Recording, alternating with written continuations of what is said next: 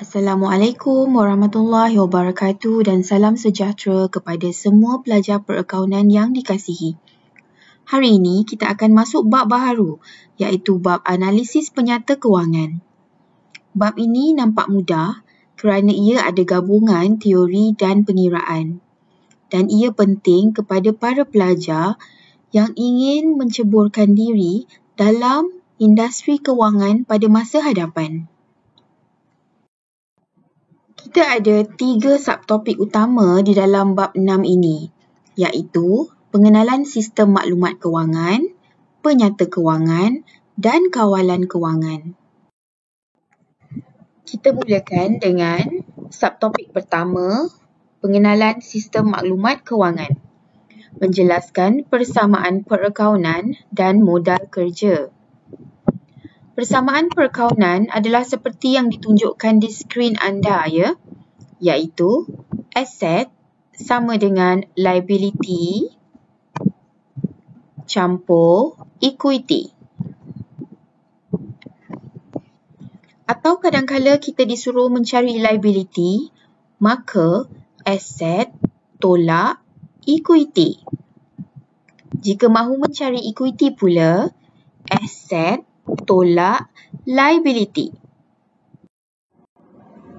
Persamaan perakaunan ialah rumus yang kita akan guna untuk mengira jumlah aset, jumlah liability dan jumlah equity.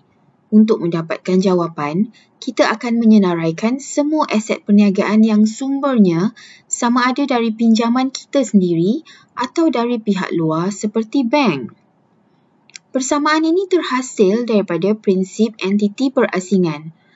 Apa dia entiti berasingan? Iaitu sesebuah perniagaan dianggap sebagai satu unit yang terpisah daripada pemiliknya. Hanya urus niaga berkaitan perniagaan sahaja direkodkan dalam buku atau data perniagaan. Manakala urus niaga peribadi pemilik tidak direkodkan. Ekuiti pemilik ini ialah istilah bagi perniagaan milikan tunggal. Manakala ekuiti pemegang saham pula ialah istilah bagi syarikat. Sekarang kita pergi pula kepada modal kerja bersih atau modal kerja. Rumus mencari modal kerja bersih ialah dengan menolakkan liability semasa dengan aset semasa.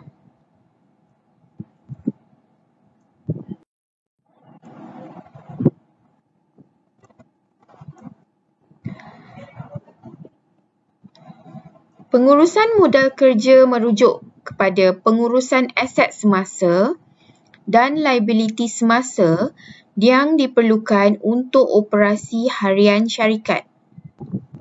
Ia juga dikenali sebagai modal pusingan, iaitu semua pelaburan firma dalam aset semasa.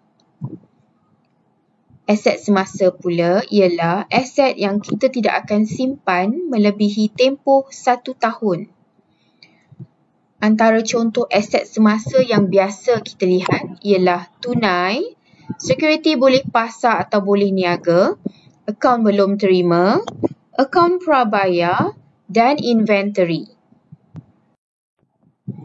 Mari kita lihat contoh untuk mengira modal kerja bersih atau modal kerja.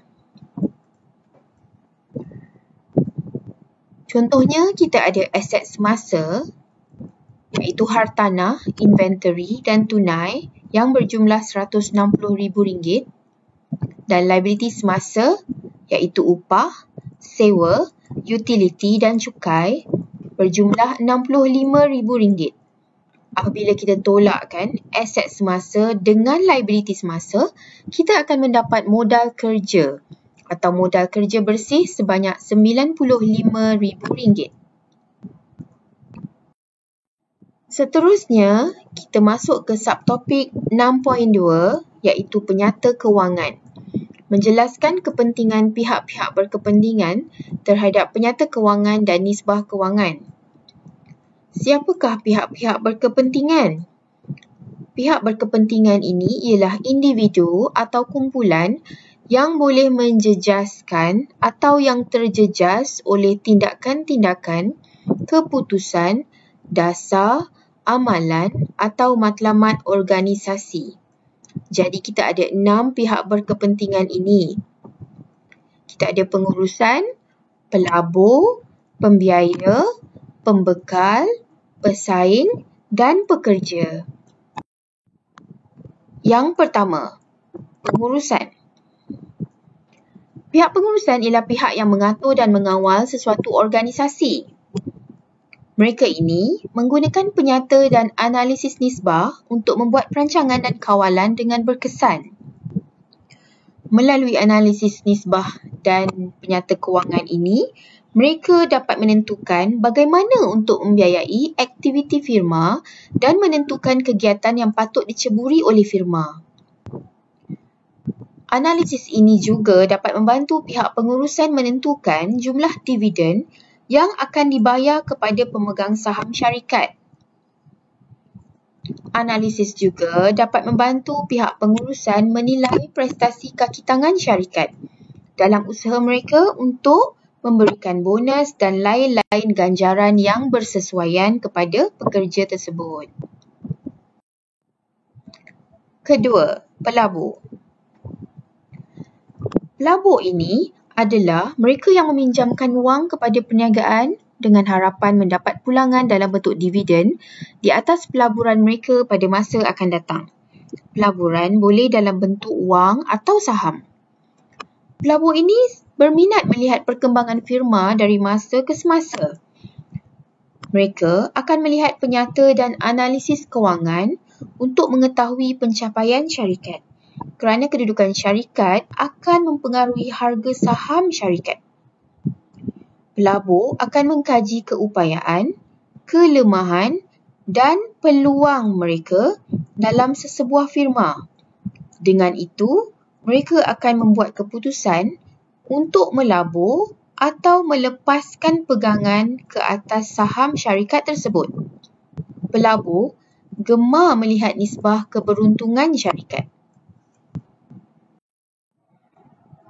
3. Pembiaya.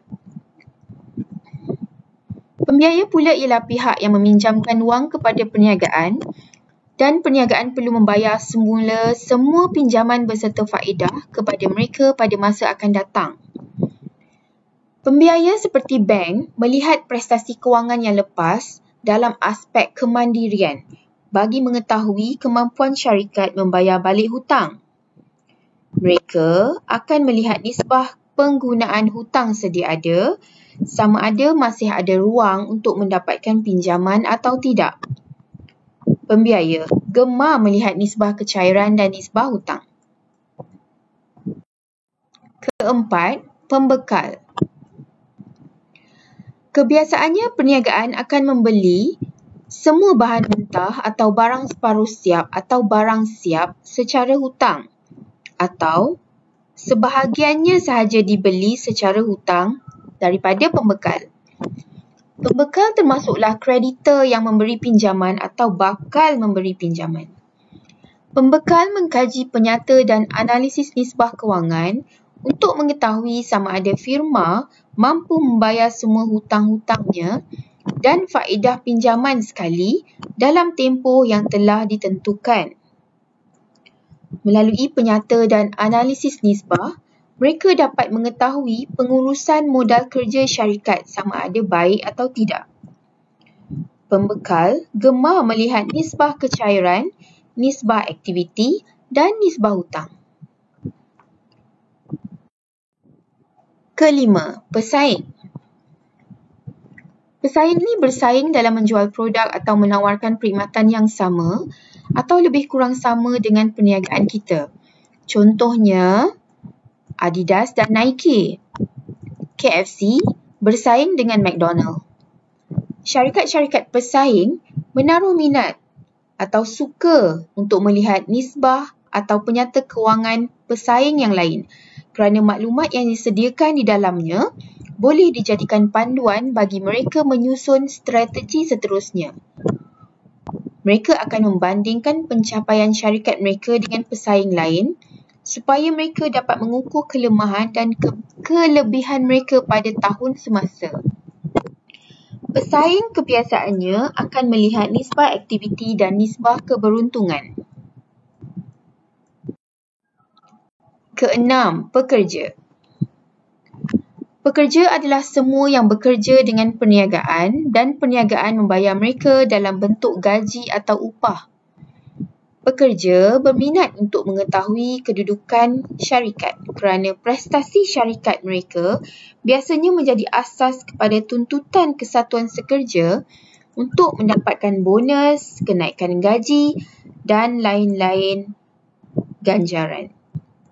Pekerja suka melihat nisbah keberuntungan kerana daripadanya mereka dapat melihat prestasi syarikat dan mereka dapat mengira ganjaran yang mereka akan terima untuk tahun semasa.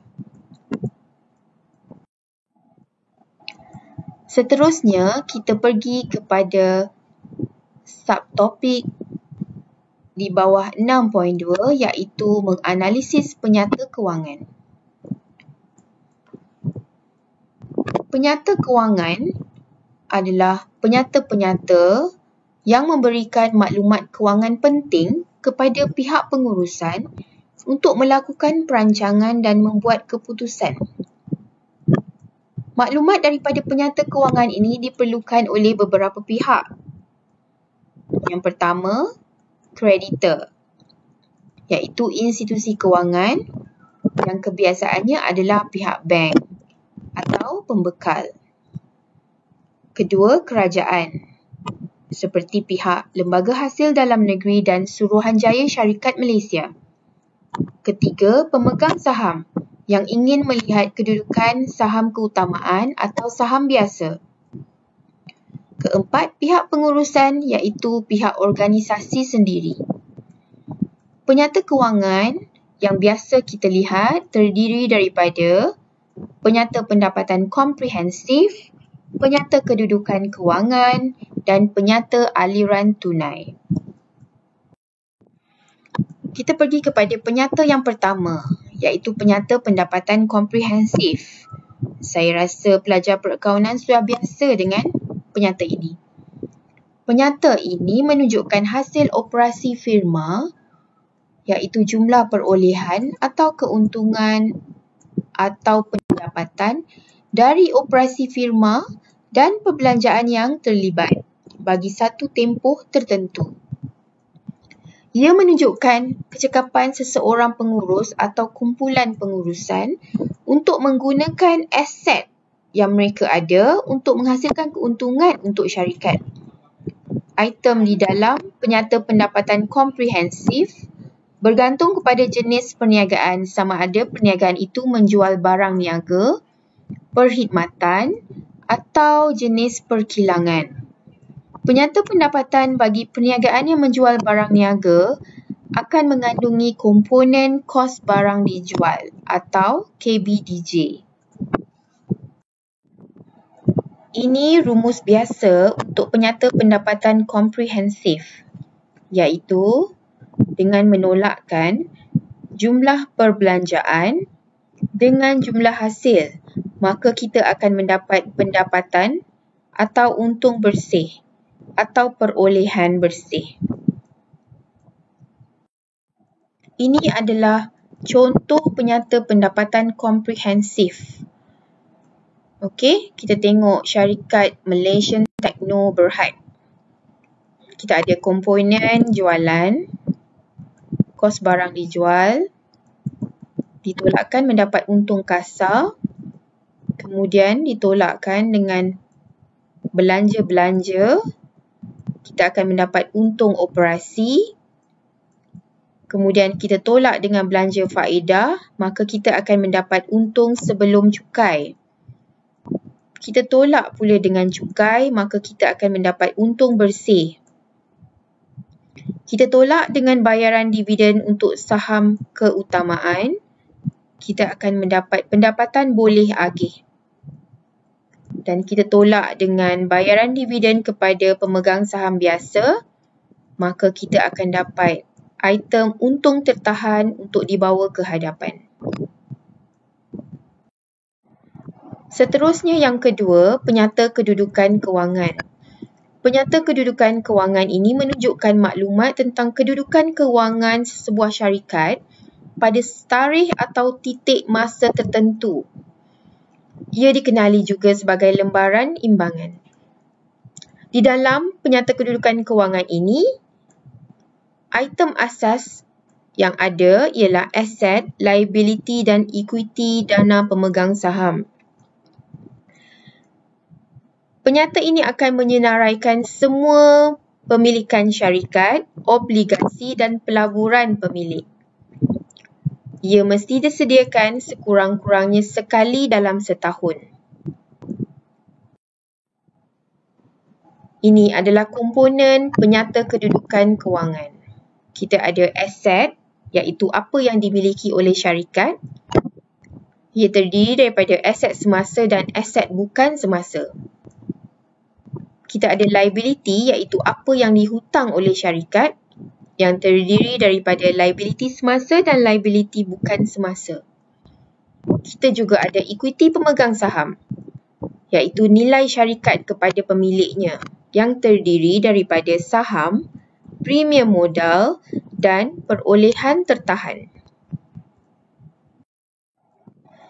Ini adalah contoh penyata kedudukan kewangan. Kita lihat contoh penyata kedudukan kewangan syarikat Malaysian Techno Berhad.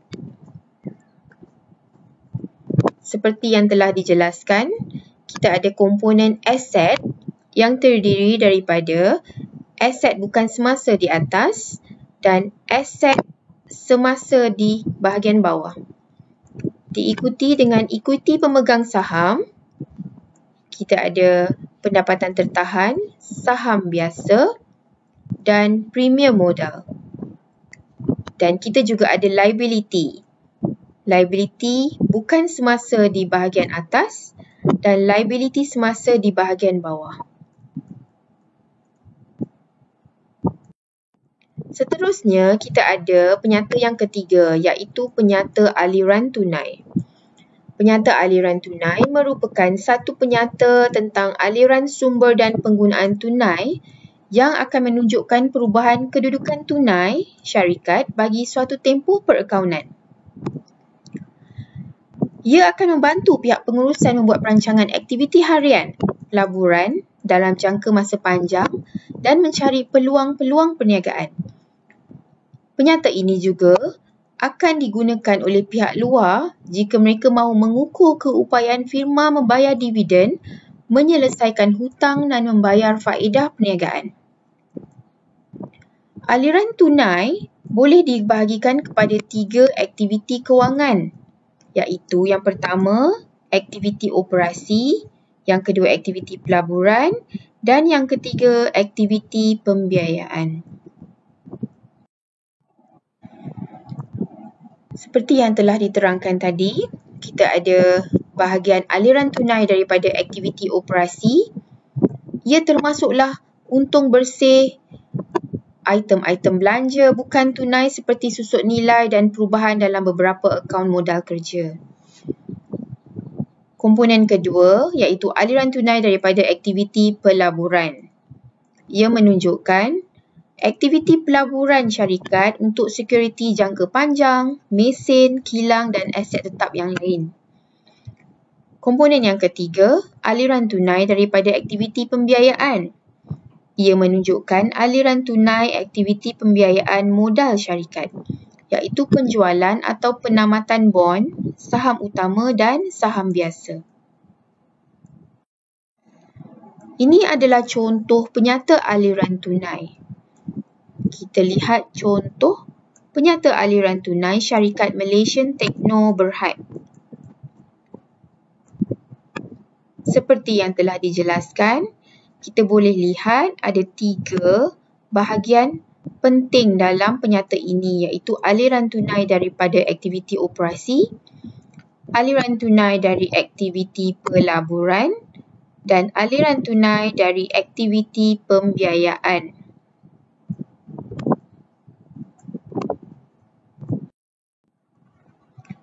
Sekian, terima kasih untuk jam pertama bab 6.